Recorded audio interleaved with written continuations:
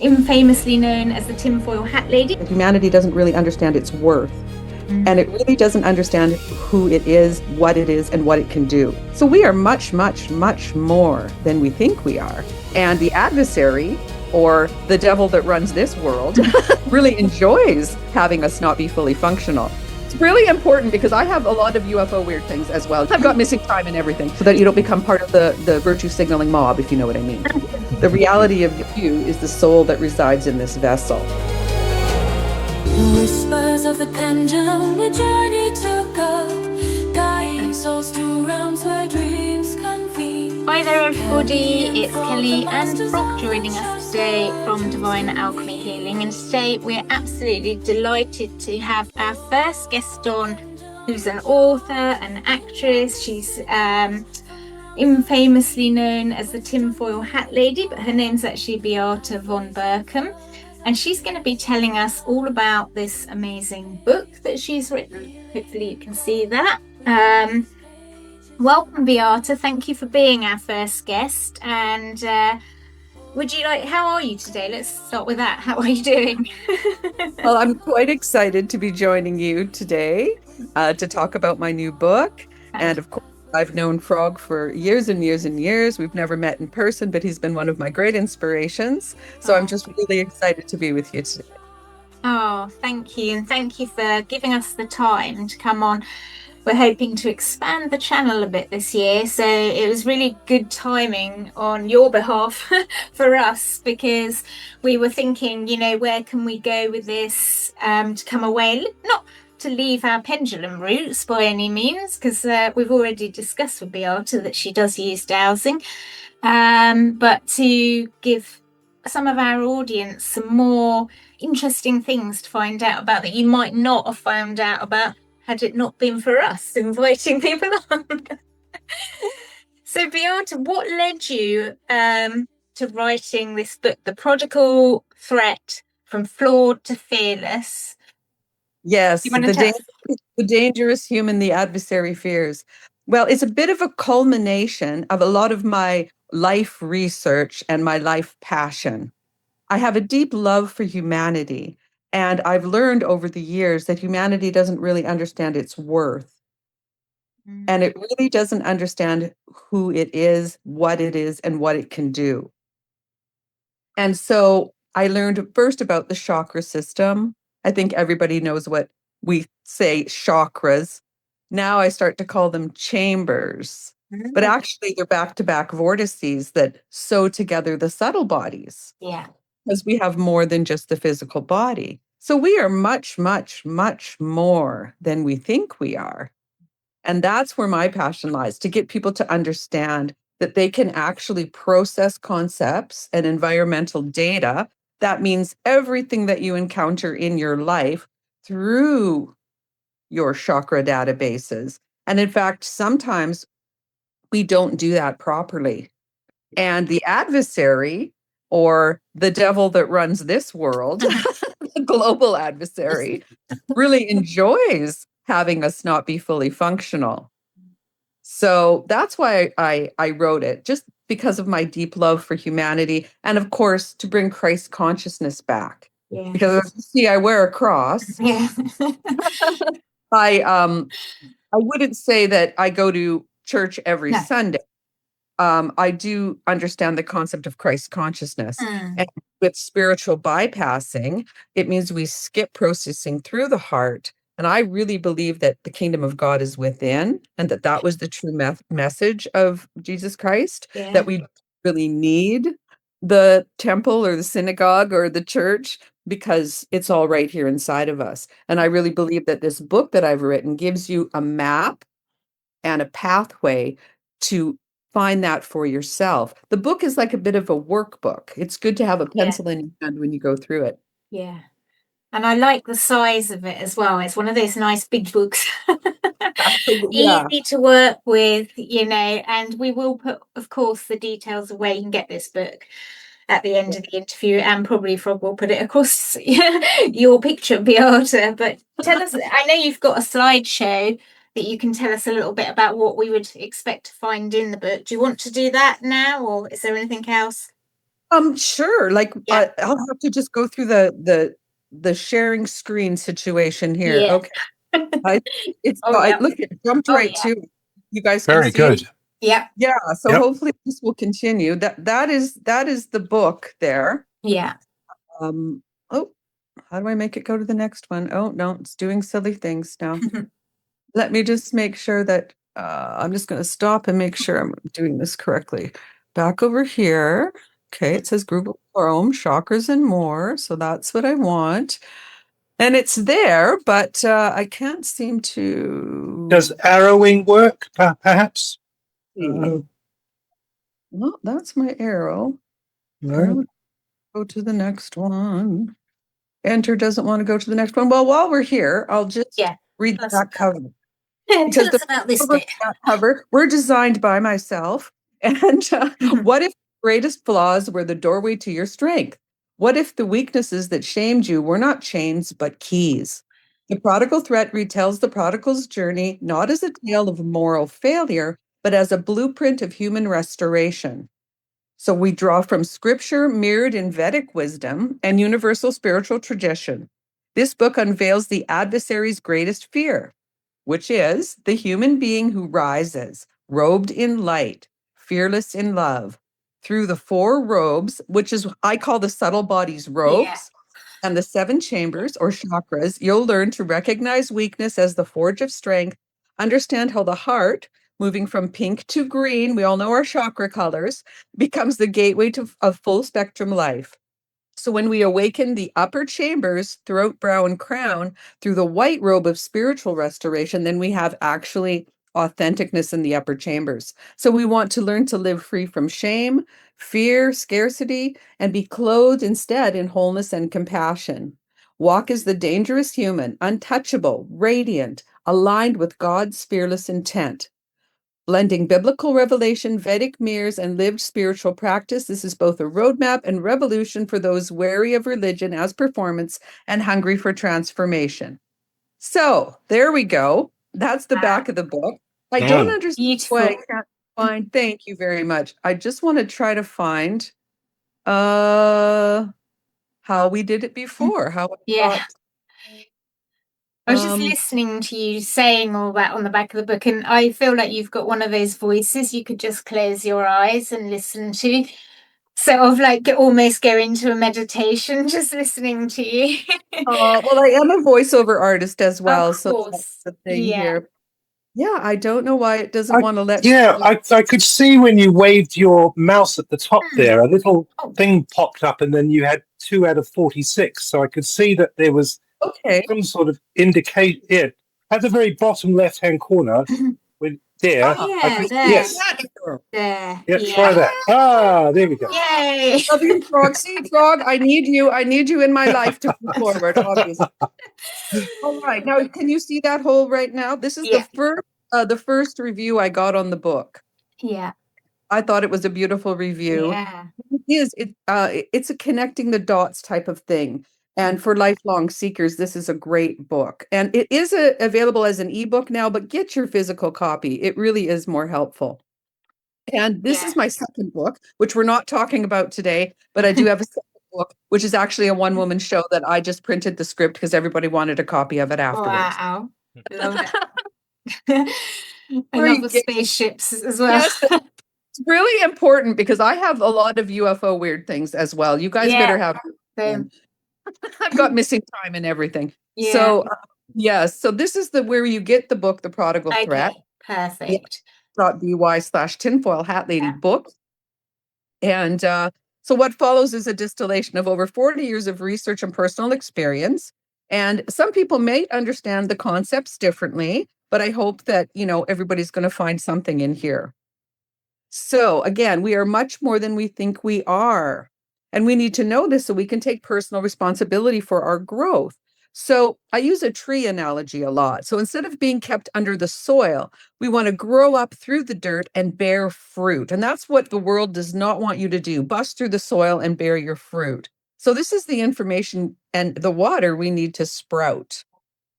So it's really important to understand the two different realities that we live in. And I follow a guy named Jason Brashears from archaics.com. And this is a quote from him that I really like to describe a collective and an individual reality. As we can see, the collective is scripted with negative default programming, the substrate of negativity that tinges everything around you. It empowers what Jason calls dungeon programming. And I like that. These are feedback loops. Now, I'll talk about the sympathy empathy loop, but this is a similar type of deal. A feedback loop that reality itself tries to corral you into.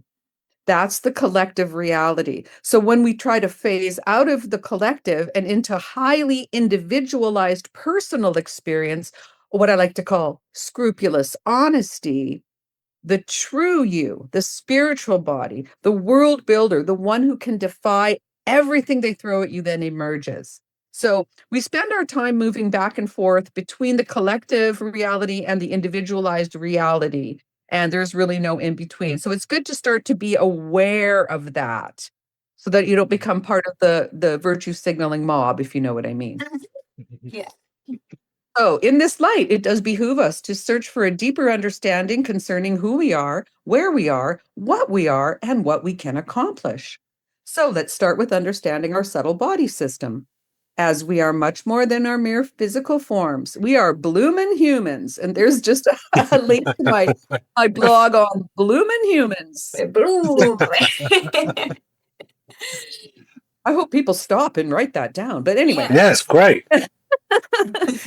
Beings are much more than meets the eye. We are spiritual beings inside physical bodies.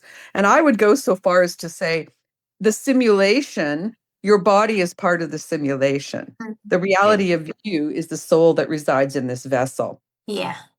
However, we also have what are called subtle bodies.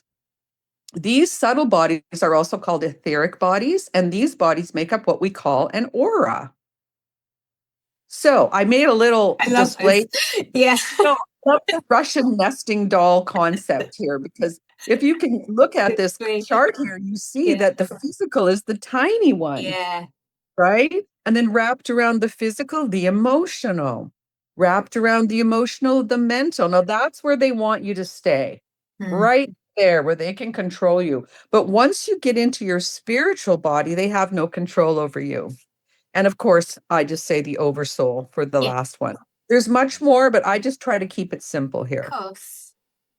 Yeah, and it's a really good way for people just starting out in this. Because you could go so deep with it all, but obviously you don't want to overwhelm people, do you? So this is a really lovely way of showing it in a simplistic form that makes sense, doesn't it? Exactly, Kelly. That's what I'm striving for. Yeah. And I don't want to frighten anybody away with this. You know, you can get too convoluted. So critical information moves from the spiritual to the physical. It also moves the other way, but this is something people don't really think about, that critical information or the voice of God or the voice of the universe or the voice of the oversoul, it comes from the top down. So if you ignore the information in your spiritual body, it moves to your mental body. If you ignore it there, it moves to your emotional body. If you ignore it there, you get dis-ease, physical body, right? Okay. Now let's just go with the arrows. All right, this one is the subtle body maturation chart. Now, it's a bit messy and convoluted, but if you look down at the bottom there, you have the physical body that becomes mature at 16. And that's related to the first chakra, the root chakra. Then you have your emotional body related to the belly chakra, and that matures around 21 years. Then we move up to the mental body, which hopefully by 25 to 35, you're mentally mature.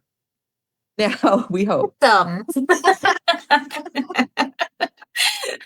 Now, in some indigenous cultures, you can't follow the shamanic path till after you're 40 years old. Yeah. Well, that's because your spiritual body doesn't come really fully online and become mature but until you're about 40 years old. So the lower below the heart, so the root, the belly, and the mental, that's the yin. Yeah. So that's the princess locked in the dungeon there, right? And if we then don't come to the heart, and have her meet the yang, and we're not integrating fully. But I won't get ahead of myself. This is just the subtle body integration charts. Okay. Yeah. Okay, so let's go back to the fancy arrows. So remember, your physical body, your emotional body, and your mental body can be manipulated and controlled by the world adversary. However, your spiritual body cannot. So they can control your body, your emotions, and your thoughts. Oh my gosh. But they can't control the discernment in the heart. Yeah. That's why some of us knew not to, take the beep boop, and some of us didn't quite get that. That's okay. The what? The So here we see a little diagram that shows the back-to-back vortices, which are the gray little triangles there. If you can conceive of them as back-to-back vortices. And then that line coming up through is just the energy being pushed and pulled through. Now, chakra vortices move right out through all the subtle bodies. So they sew the subtle bodies to the physical at the glands and nerve plexus. I don't know if everybody understands that, but that's what it is. Yeah. And then that becomes your auric field, which again becomes a toroidal energy field around you, on the bottom, yang at the top. Yeah. Mm-hmm. Now, remember, critical higher information also moves down from your spiritual body to your mental, then to your emotional, and finally to your physical. I think we just talked about this. If we're not aware of it, it can finally become dis-ease in the physical body. So you want to inhabit your spiritual body so that you hear this information. And that's sort of, there's a Taurus, and if you do enough mushrooms, you'll understand. We're not advocating that you do, but we're not advocating that whatsoever. Your choice. Your path is your own. All right. Yeah. The tree of life is the metaphor for a human, of course, and I think we're all quite aware of this. Now, I would say that the heart chakra is actually the soil level. So we actually have 3 bodies under the soul. They have us buried. We're corpses. We're little corporations, if you know what that means. So our lower is the yin, and the upper is the yang again. So we are actually more under the soil in the way I see the world than we are functioning above the soil, the vast majority of us anyway. So consummation in the bridal chamber is really important. What I mean by that is when yin and yang can come together in the bridal chamber. So this consummation here allows active, fertile, conceptual wisdom to be released. So if you think of the crown chakra as the masculine ejaculatory release out the crown, those seeds can be fertile and reroot new conceptual wisdom for others to pick up on, or they can be just on bare ground. They're not fertile seeds at all because you've spiritually bypassed. So the structuring masculine needs to be in place for the chaotic feminine. And this is in each of us. It's not just, men are structuring and women are chaotic. It's not that. It's just in each of us, we have a feminine lower and a masculine upper. So, for example, we have to be scrupulously honest. So the yin has to come to the heart. The mind has to come to the heart with scrupulous honesty about what is going on in each body. What is honestly going on in your physical body? What is honestly going on in your emotional body? What's going on in your mental body? And for example, say it's I'm jealous. So she comes to the heart and says, I'm jealous, instead of hiding that away because it's embarrassing to be jealous. No, I'm going to confess in my heart to the yang, I'm jealous. And the yang says, and yet I love you still. And this is where the magic is. That and yet is everything. It's the place where truth and love meet without bypassing each other. When we don't allow that honesty in the heart, we try to leap upward spiritually, but what we're really doing is avoiding the integration. Does that make sense? Yeah, is that like heart-centered communication? Would that resonate with how you're describing it? That's how I would think of it. Yeah, you have to be honest with yourself. And then the Christ in your heart is staying there and he's waiting for you. But mostly people, spin around from mental to emotional. Yeah. So moving on, conceptual environmental data is pushed and pulled through the vortex chakra system with this little black line up the middle of the body there. You can see it spit out the front, bounces off the tailbone, spit in, out the front, in the belly, out the solar plexus, in the heart, out the throat, first phase of manifestation, into the insight, and then out at the crown. Yeah. So that's an input-output situation. Now, to have an understanding of concepts, there's a pathway of conceptual data. So the concept first comes into our field at the root, into the physical body. Then we have the first feeling at the emotional body in the belly chakra. Then we have the opinion, the ego, as we move to the mental body, and that is an output. That's our will center. And really, that's as high as society wants you to go. It wants you to function in your ego and be very opinionated. Usually opinions that they dictate to you, right? Yeah. Now, when we pull it into the heart, then we get our second sober thought, the second of the body, the second feeling, not the animal instinct of the belly, but the second higher feeling. We have the response at the throat, the insight, and then the release through the crown. Yeah. Pretty straightforward. Yeah. So we have this understanding once we do this properly. Standing under a processed concept, and that ejaculatory release at the crown seeds new conceptual wisdom for others to pick up on. And this provides us consciousness evolution. So this is why it's important that we don't spiritually bypass the heart and that we defy the global adversary and move into our functional upper chambers so that we can have consciousness evolution for humanity. Just so that everyone's clear with your adversary, are you talking about, like the patterning and the low mass consciousness impacts? How would you describe that?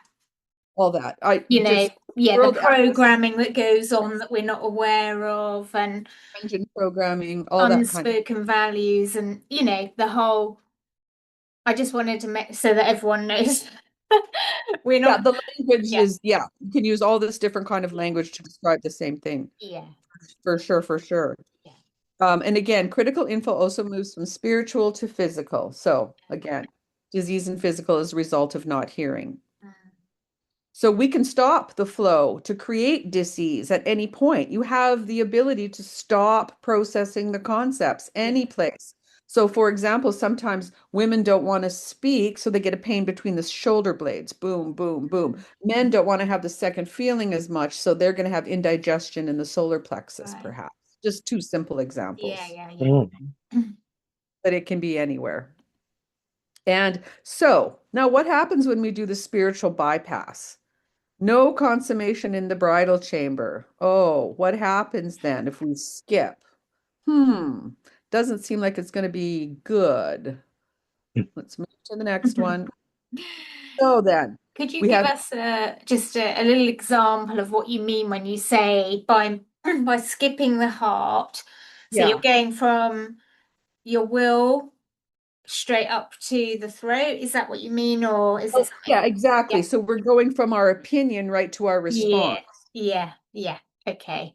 So if I'm going to repress that, I'm jealous. That's our example. Yeah. I'm going to repress that. So I'm going to say, I'm not jealous. That's a lie. So now I'm that's irresponsible. My response is now irresponsible. I have absolutely no insight to how I function, and I'm having infertile seeds now. I'm not helping anybody by lying to myself. And are you saying also that, like, when we skip the heart, so the emotional and the mental, so, the sacral and the solar plexus, or the belly and the solar plexus, are not getting sort of the healing or the space in the heart to then come up and evolve.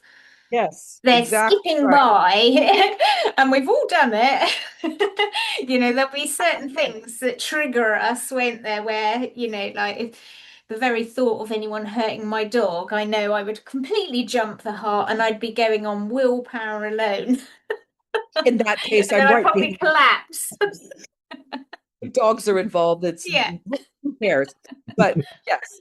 So we're allowing that energy to come up through the heart, and that is that heart focused feeling, isn't it? Well, it's telling the truth. It's scrupulous honesty about what is happening in your bodies here, your mental and physical, telling the truth. And that goes down to telling the doctor the truth. Oh, I'm having heart palpitations. You can ignore that till you have a heart attack. Yeah. But at some point, you have to tell the truth. Yeah. And then the Christ within you is going to respond to that. Yeah. So, all right. Moving on, we definitely we have no understanding now. Fail in responsibility to humanity. This is the point. You're not helping consciousness evolution when you don't take personal responsibility for processing. When you skip, it doesn't serve anyone. So now moving into the next little teaching here. Sympathy, empathy, and compassion. These three things are not the same. Okay, and I'm going to explain what I mean by that. So to me, sympathy is associated with the belly chakra, the emotional body. And when you're communicating with someone with sympathy, you can see the two people communicating, red arrows there. I feel your problem. Let me solve it. You cannot. I pity you. Belly to belly. It sticks there, and there's some exhaustion happening. Now we can move through the sympathy, and if we move through the sympathy, then we come to a place of empathy, where we project back through the solar plexus. I feel your problem. I validate you. I project it back to show you that I get it. Belly to belly projected back from solar plexus. Confusion of problem ownership now. Yeah. There's a problem there. And then what we want is, we want to avoid the sympathy empathy loop. This is the problem. And it can turn into the virtue signaling concept not being fully processed. This is right where the enemy wants to keep us, in this sympathy empathy loop. Oh, you're going to kill grandma. Stay at home. Oh, no. That emotional blackmail that the world adversary does to us, right? Yeah. Keeps us under the soil, not coming to the heart. So we must push through. We must push through to compassion. And that is, I feel your problem, but I'm confident, knowing the laws of energy, that you can solve it, as your problems are created of your own energy. I believe in you. I empower you. So we're responding from the heart honestly. There's no confusion. There's empowerment of the other through your belief in them. Yeah. Love it. Yeah, really cool. That's the bottom two are like, they increase the victim story and energy, don't they? That archetype that we all have within us, to be in the victim. Oh, I just need sympathy, or but it doesn't do anything. Doesn't do anything. No. And one of Christ's teachings, I'm sure, is compassion. Yeah. And to me is a heart-to-heart connection. So you have to watch how you take things. People always want to, they're throwing things at you like little hooks when they communicate. See, he's throwing from his belly. This person took it into the mental body and then flipped it up to the heart and gave it back, where he could empower the other person and enable the other then to come to their heart. Yeah. Okay, so understanding the unity of reality and our work as a generator and creator of love helps us helps us to realize the vast potential that we carry for healing our environment. And that's why I encourage personal responsibility. This is what the Cabal of Control does not want you to know. And there's that was a quote from a blog I wrote called The Original Photon. And you can pause and copy that link to read the whole thing. And what can we do to regain balance and flow besides read your book, Beata? What would it be? Accept it. Being at odds with what is creates stress. And that's a rule I love to live by. And finding stillness in the quiet mind of detachment. Don't listen to the news. Yeah, turn the telly off. And my favorite, Bija seed sounds and chakra vocal toning. And I have events and workshops around that here in the city. Yeah. And the only person, go ahead. I was just going to say, do you have any of your sound work on YouTube, any little videos or anything that anyone could tune into as well? Well, I haven't really presented it like that. We do it tactilely in person. Of course. But I am considering that, because there's a new website called School. Right. And I'm thinking about maybe taking sound healing online, and maybe that's something we can do next time, and I can take you through the sulfate.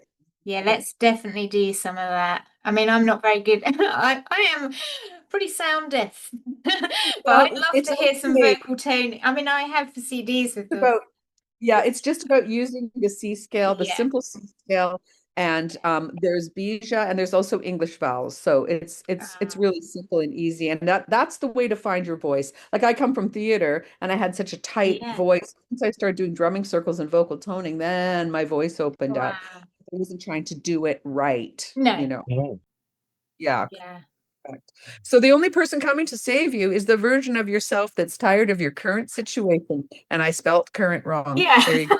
It's an interesting one. Repeat after me. We are much more than we think we are.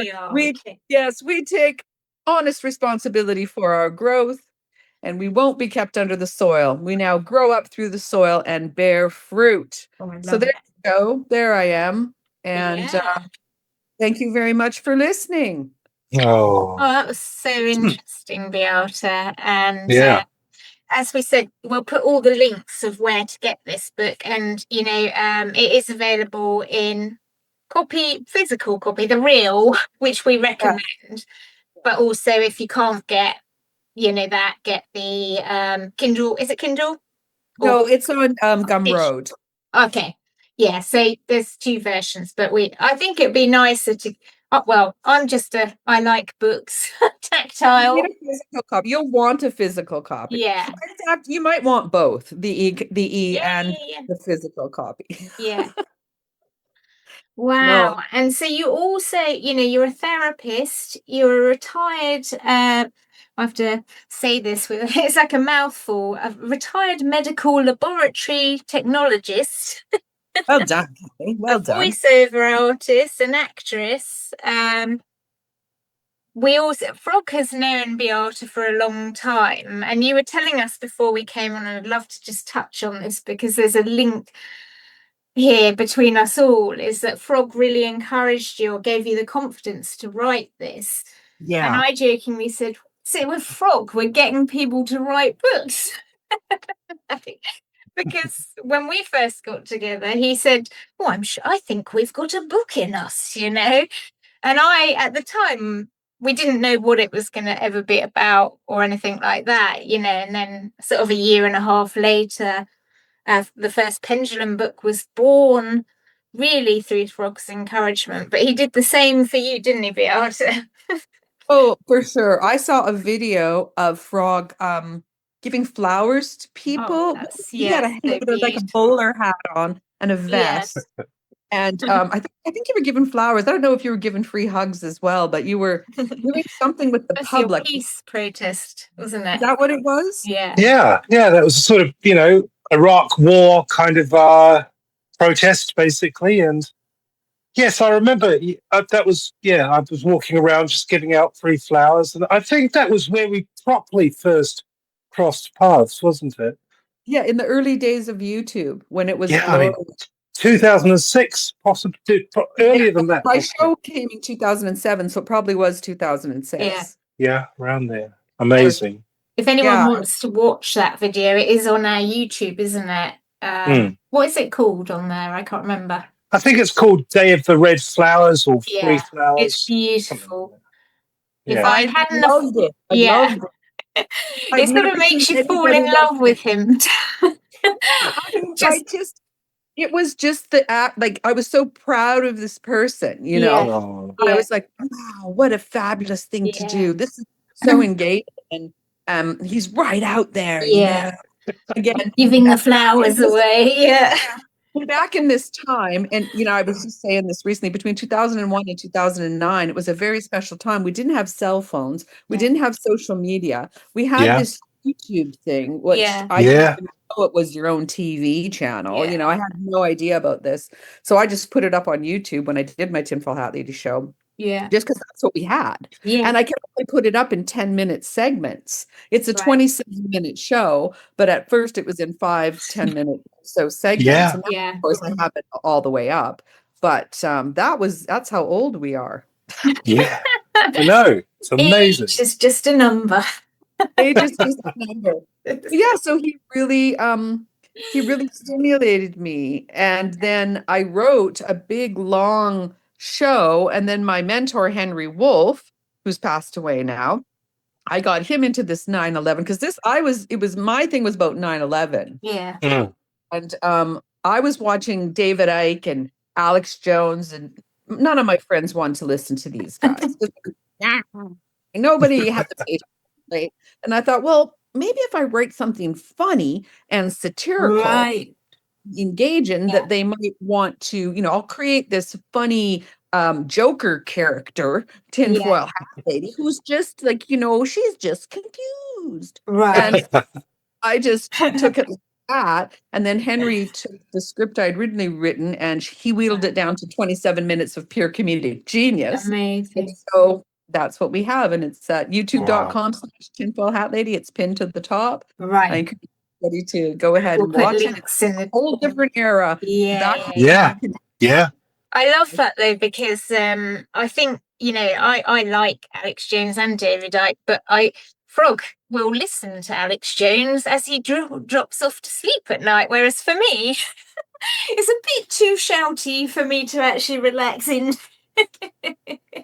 I know. I would be X22 report. I'm going to sleep, listen to this. Yeah. One time I went to sleep listening to X22 and all of a sudden a shadow person came in my room and tried to screw around with me. That was in 2017. I haven't had one of those since, but that's a whole nother thing. You'll have to have me back and we'll talk about the paranormal. Yeah, that would be in fact, we'd love to hear about your any Sasquatch knowledge or experiences you have. We listen to too much, don't we? Yeah, well, we've got a real Sasquatch fetish going on here in the UK. You being where you are, oh God. Yeah. Well, they travel through trees.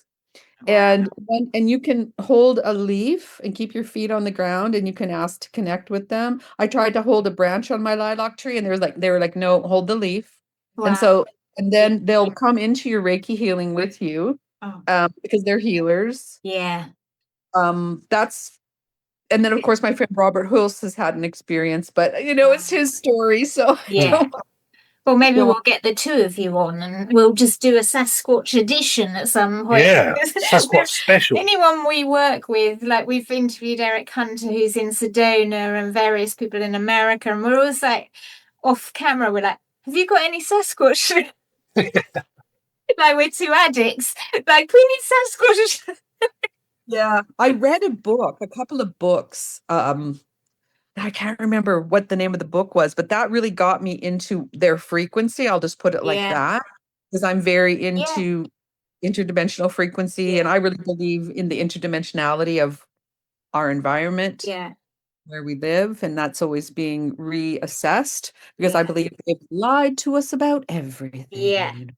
I mean, we actually, I know you've got a copy of the book, haven't you? But you might not have noticed on one of our charts, I think it's the magical energies charts. Did we put it as Bigfoot or Sasquatch?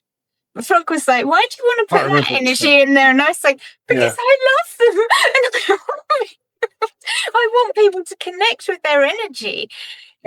Wherever you are in the world, because I definitely feel the same as you, like they're really a higher level being.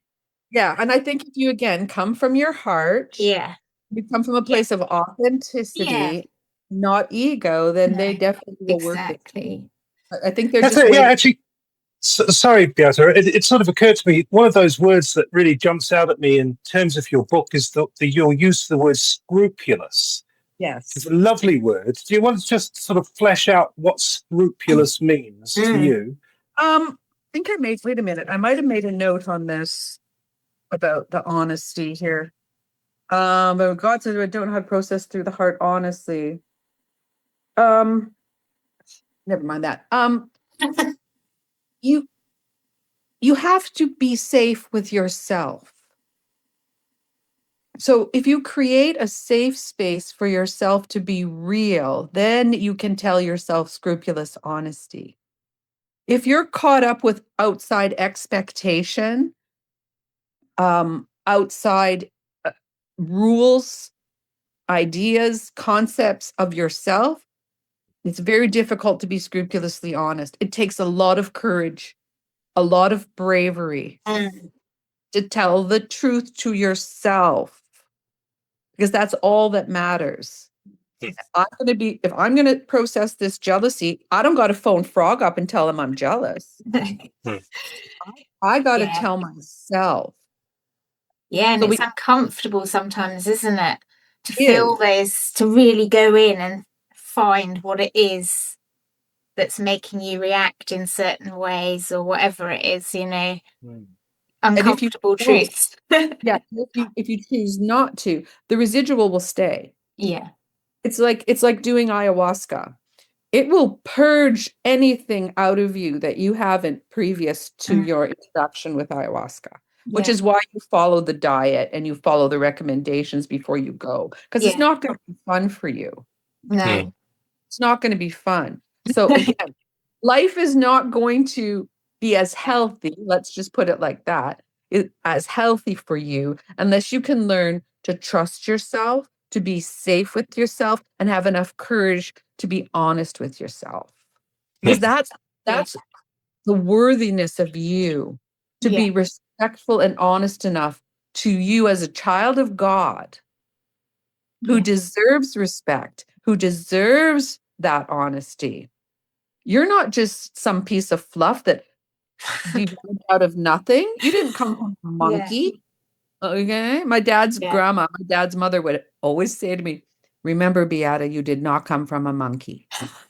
I think in the book, I actually talk about the Darwinian distraction. Yeah. Right. There's a lot of things in the book. Like, it's not a very long book. I think it's 100 pages or something, but there's a lot in there. Yeah. There's a lot going on. So I was really grateful to Frog for encouraging me to take advantage of artificial intelligence to help me organize my thoughts. And I started out, unfortunately, using it, and I was creating this whole other book, and then I lost everything because I didn't understand the concept of copy paste. Oh no. And but I learned quickly. And I was amazed because I remember sort of saying to you, and I think I gave you a little kind of character card of Fulcrum or something to try that out. And then within about a week later, you said you had it all done. And I was maybe like, 2 weeks, maybe 2 weeks. Well, maybe 2 weeks, but all of a sudden, it was incredible. I buckled down. I was consumed. I have wanted to have this information in book form for a long time. Yeah, but it's been simmering, hasn't it, for you? I've been ready. And also the AI helped me because I really like the Prodigal Threat, because I like Jason Bashir's of Archaics, and the prodigal son is his favorite story, and he thinks it's the most important story, as do I, because it is the story of your own return to yourself. Coming back to that masculine. Yeah. It's very important. And so when I started to, write the second book, well, the second iteration of the first book, I'm gonna couch this in the prodigal. So that's how it became the Prodigal Threat. The first book was more like what Jesus really meant. Right. What does Christ really mean? Like, and so no, this is actually better in the long run. Yeah, maybe it was meant to be there. So I was just thinking, when you were younger, did you grow up in a particularly Christian family, or? Yes. Okay. I grew up Baptist. I went to Catholic school. I studied, all the earth-based religions. My mother married a Jew. I kind of let it all go. Just taking the guidelines. Also, I really enjoy Egyptian philosophy. So when I traveled to Egypt, it was very meaningful to me.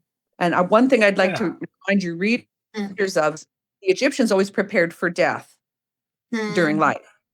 And one of the things they said that happened to you when you died was that your heart was weighed against the feather of Mat. Yeah.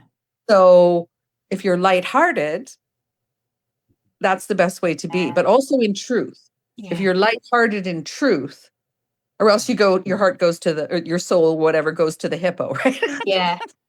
Yeah. I'm more into this. I don't want to come back to the simulation. I'm turning my back on the light tunnel. I'm not going to be guilted into karma. I'm going to leave. Yeah, I think I saw some of your trips or photographs of your trip. You weren't going with, is it Brian Forrester or that crowd? It was Brian's first trip to Egypt. It was the first techno spiritual tour of this Kemet school. It was in 2013 in April, and Brian was there for the first time. Stephen Miller, he's an author, was there, not for the first time. Chris Dunn, I was very lucky to meet Chris Dunn. Also Gary Evans, if you're aware of Gary Evans, he's from the UK, was there. And Patricia, of course, Yusuf's wife at the time, was there. And it was an incredible experience. We had a 2-week tour. We went everywhere. The statue of Sekhmet spoke to me. Oh my God. Wow. Tell me that was possible. They just said, okay, we're going to go see this statue. Oh, I'm getting bumps. We're going to go see this statue. And it was at Karnak, I believe. And you have to pay extra baksheesh, and then you go to this other little temple up here, and they let you in. And now I've seen a recent photo. You can't even get close to her anymore. They have little pillars or something. Yeah. So I went in, and as soon as I looked at her, I heard in my head her talking, and I immediately got shy. Like, it was like I got super shy and started running toward her to hide behind her. And as I'm running towards her, I hear her laughing, like, oh, you don't have to be silly. Don't have to be so shy. And by the time I got behind her, she said, you are my daughter in whom I am well pleased. Oh. And then I started crying. And I was magnetically stuck to the back of the statue, and my tears were making like a pool at her heels because all the dust was there. And I couldn't come out. That they were like trying to get me to come out for a group photo, and I was like, I can't. So I left and immediately got my period. And I don't get that anymore. But and I was, oh no, this shouldn't be happening. So I had to go and manage that. Wow. It was who helped me out. But yeah, it was incredible. And I said to them, well, why didn't you tell me that could have happened? Well, we can't do that. We can't tell you that she talks to people. It's like, okay, fair enough. Wow, that's amazing. But also, she probably only speaks to the people that she needs to speak to, and you don't want to get everyone's hopes up, I suppose. No, I totally understand why they didn't, but I was a little bit, why didn't you tell me? Yeah, you could have had a little warning. It was quite the thing, but yeah, I recommend everyone go to Egypt. It's really something. It's really something. Yeah, Kelly and I had the fortune of meeting Graham Hancock last year, so I wasn't quite sure whether you'd crossed paths with him as well. I haven't, but I've had dreams of my wife. Dreams about Santa. So strange. Yeah. Right. Yeah, I don't know why, but I'm like connected with her somehow. That's amazing. She's lovely, really lovely, isn't she? Yeah, really lovely. We only met them because our neighbours happened to be Graham's daughter and her husband. Which from the moment we found out, we treated them in a whole different way than we were looking. It's Graham Hancock's daughter. You mustn't. No. We're all equally here. Yeah. I know, but it was amazing.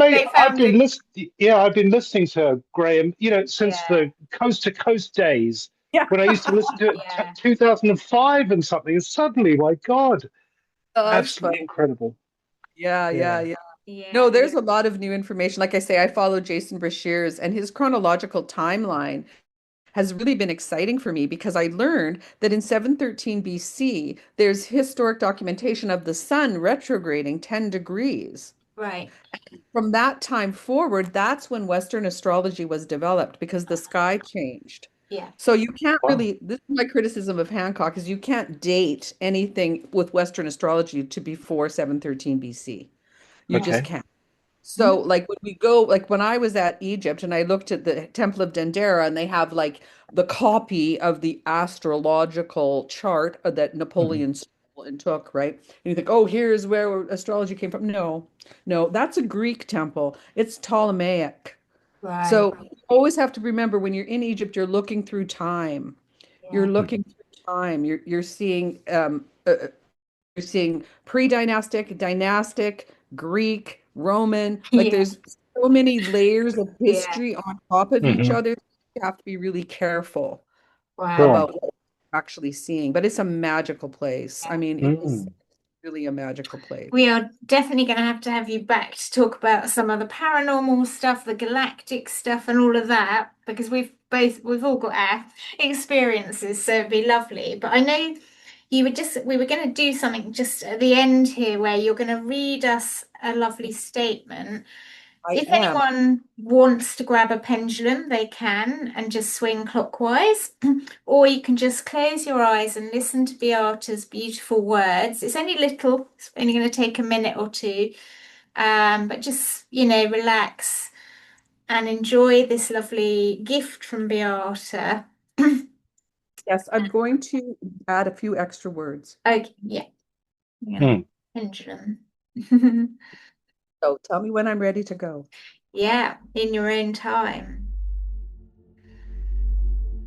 I wrote this book because I saw how many people love God sincerely but don't know how to process honestly through the heart. When the heart becomes the bridal chamber, we stop performing spiritually and start being transformed. The higher centers awaken not through striving but through integration. My hope is that this book helps people tell the truth without losing love, and love without losing truth. That's where Christ is formed in us. The heart is where truth is confessed, and love refuses to leave. Thank you, heart. Thank you, heart. Thank you, Beata. Yeah, thank you so much, Beata. I love having every morning I do this thing when I get in the shower. I put my hands over my heart and I just tell it how much I love it. Beautiful. And yeah, it raises my energy immediately, and now, every day I'm having little conferences. But we want to have full activation of the upper chakras, right? So we can be truthful, we can gain insight, and we can help consciousness evolution. Exactly. Is there anything else you'd like to tell us before we wrap up today's video? We're going to put all your links. I want everyone to go and purchase the copy of the book, either a real copy or an e-copy, because it will help to change your life and your relationship to yourself and to your own inner divinity. Yeah. It's for people that really want to take personal responsibility, not just act like it. Right. And then even if you're, from beginner to people like, ourselves who've been probably doing this for 30 odd years, there's still stuff in here that's it's just beautifully put. You'll be able to take it on a new level in certain ways. Some of it you might know, some of it you might not, but it's definitely worth getting a copy of and working through. And as you said, it's like a workbook, isn't it? It is. Yeah, you will need a learning is a spiral, so it's good for everyone. Yeah, I'm such a fan of a workbook. Because I think, like lots of books have loads of information, but then you're trying to process it all and you forget bits. But when you've got a workbook, it's a much better way to work and actually to really take it on consciously. A workbook about processing, right? About non-spiritual bypass. So it needs to be a workbook for sure. Yeah. Brilliant. Well, let's say goodbye and thank you to Beata for being our first guest on that's not really about pendulums, more about book and teaching. And, I hope everyone watches this video all the way through because there's so much in it. It's another one of our, I always call them gem videos, where you'll be able to come back to this time and time again, watch it, learn a bit more. So thank you so much. It's been an absolute pleasure. And we will definitely do another video with you about some more even more interesting stuff about Bigfoot and all of that sort of thing. Things. Yes. Yeah, so if any of our viewers are interested in that, keep an eye out on the channel. Please do give us a like. Drop any questions you got for Beata as well in the comments, because she'll be reading those so she can answer you directly. And obviously we'll put all her links under the description of the video. Frog will be doing all that because he's the whiz kid in terms of video editing and all the stuff.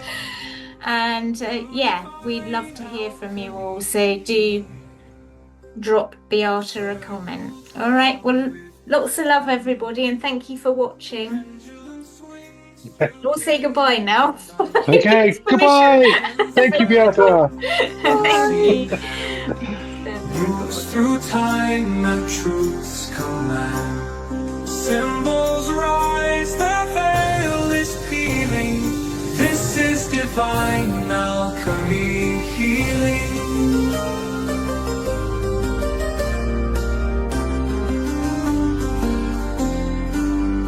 It is done, it is done, it is done. By moon, by flame, by soul revealing. It is done, it is done, it is done. Through divine alchemy healing. Shadow clears, the charge released. Storm to stillness, moon to peace.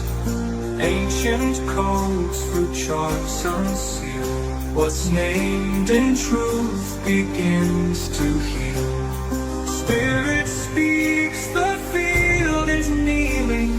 Touched by divine alchemy healing. I ask, I receive, I release, I believe.